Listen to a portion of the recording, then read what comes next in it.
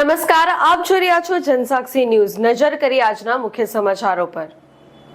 શ્રી રાજખેડ ચૌરા ઔદિત્ય સહસ્ત્ર બ્રાહ્મણ વિકાસ મંડળ દહેલીના સ્નેહ મિલન તેમજ તેજસ્વી તારલાઓને ઇનામ વિતરણ સમારોહનું અંકલેશ્વરના ગટખોલ ગામમાં આવેલ સિદ્ધેશ્વરી માતાજીના મંદિર ખાતે આયોજન કરવામાં આવ્યું હતું, જેમાં શૈક્ષણિક અભ્યાસમાં ઉત્કૃષ્ટ દેખાવ કરનાર સમાજના તેજસ્વી તારલાઓને ઇનામ આપી પ્રોત્સાહિત કરવામાં આવ્યા હતા।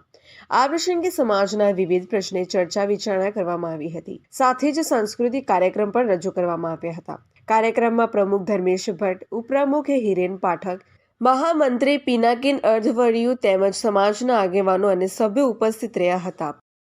અમે બ્રહ્મ સમાજ શ્રી રાજખેડ ચૌરા ઔદિત્ય સહસ્ત્ર બ્રહ્મ સમાજ દિલ્હીના તમામ પ્રતિનિધિઓ આજે સ્નેહ મિલન અને વિદ્યાર્થી પ્રોત્સાહન માટે મળ્યા છે।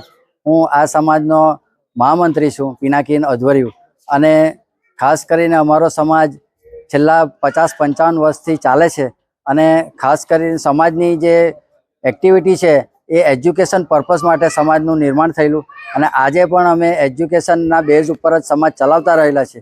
આ વર્ષે અમે 110 વિદ્યાર્થીઓને શિષ્યવૃત્તિ અને પ્રોત્સાહિત કર્યા છે। આજે અમારો કાર્યક્રમ વિદ્યાર્થી પ્રોત્સાહનનો પણ છે અને સાથે સાથે દિવાળી પછીનું સ્નેહ મિલન બંને કાર્યક્રમ ભેગા રાખ્યા છે। તો વિદ્યાર્થી પ્રોત્સાહન તરીકે 40 વિદ્યાર્થીઓને આજે પ્રોત્સાહિત કરવાના છે।